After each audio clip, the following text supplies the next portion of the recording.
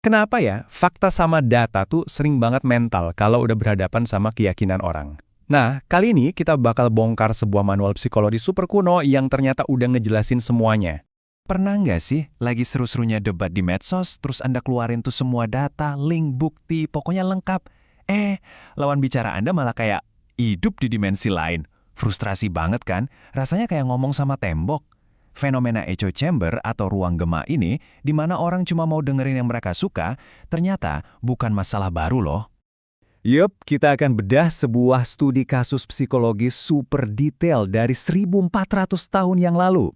Sumbernya, Surah Al-Baqarah ayat 87-96.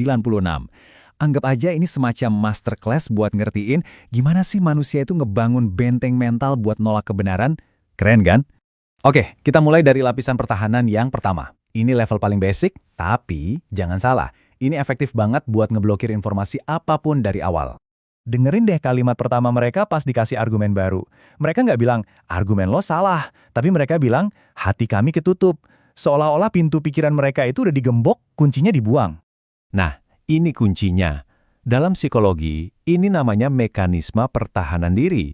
Mereka sengaja ngisolasi diri, ngaku kalau hati mereka itu gulf, alias terbungkus rapat. Ini tuh cara sopan buat bilang, sorry, gue nggak mau dengerin lo, soalnya omongan lo ganggu banget zona nyaman gue. Ya, persis kayak gini. Seolah-olah mereka ngomong, waduh, maaf ya, kuota kebenaran di otak saya udah penuh nih. Padahal, aslinya cuma karena mereka malas aja mikirin sesuatu yang beda dari apa yang udah mereka yakini. Oke, anggaplah benteng pertama berhasil ditembus. Mereka nggak nyerah gitu aja dong. Mereka langsung naikin level pertahanan. Sekarang, yang diserang bukan lagi isi pesannya, tapi siapa yang ngomong. Coba perhatiin penekanan di kata kami. Ini bukan kalimat biasa, ini pernyataan eksklusivitas. Intinya, mereka bilang kalau kebenaran itu cuma milik kelompok mereka aja. Kalau datangnya bukan dari klan kami, ya pasti salah. Ini yang namanya identity bias. Jadi masalahnya bukan lagi soal data, bukan soal logika. Ini udah murni soal identitas, yang biasanya didorong sama rasa dengki. Mereka nggak terima aja gitu kalau anugerah atau kebenaran bisa datang dari orang di luar lingkaran eksklusif mereka. Dan ini relevan banget sama zaman sekarang kan? Sering banget kita lihat orang nolak fakta, padahal datanya valid, cuma gara-gara yang ngomong dari kelompok politik atau media yang mereka nggak suka. Pesannya jadi nggak penting, yang penting itu KTP si pembawa pesan. Oke, sekarang kita masuk ke level yang paling dalam, level di mana sebuah ideologi itu udah jadi bagian dari diri seseorang. Ini nih yang paling susah ditembus. Ini metaforanya dalam banget. Kecintaan sama ideologi lama itu bukan lagi sekedar keyakinan di otak, tapi udah aushribu, atau seolah-olah diminumkan sampai meresap ke dalam hati. Kata usyaribu itu sendiri secara bahasa ngegambarin sesuatu yang cair, yang bisa nyerap ke setiap sel tubuh. Ini mirip banget sama efek brainwashing. Keyakinan itu udah jadi satu sama jiwa mereka. Jadi mau bukti baru sebagus apapun yang datang, ya mental aja. Dan disinilah puncaknya. Kalau sebuah ide udah jadi bagian dari sistem peredaran darah emosional seseorang, ngasih data setumpuk truk pun gak bakal ada gunanya. Kita bukan lagi debat sama logika, tapi kita lagi berhadapan sama sebuah obsesi yang udah mendarah daging. Nah, di sini nih serunya. Setelah 3 lapis benteng mental ini diekspos, argumennya nggak berhenti. Justru sebaliknya, diluncurkan sebuah tes terakhir yang super dramatis buat ngebongkar semua kepura-puraan mereka. Ini tantangan logika yang jenius banget. Gini premisnya. Kalau kalian emang seyakin itu, 100% yakin surga itu cuma buat kalian, harusnya kalian minta mati dong sekarang juga. Iya kan? Logis kan? Kematian kan harusnya jadi gerbang menuju kebahagiaan yang kalian klaim itu. Dan boom, disinilah semuanya kebongkar. Klaim sama realitasnya bener-bener jungkir balik. Di satu sisi, brandingnya kayak kaum elit yang udah pegang tiket VIP ke surga.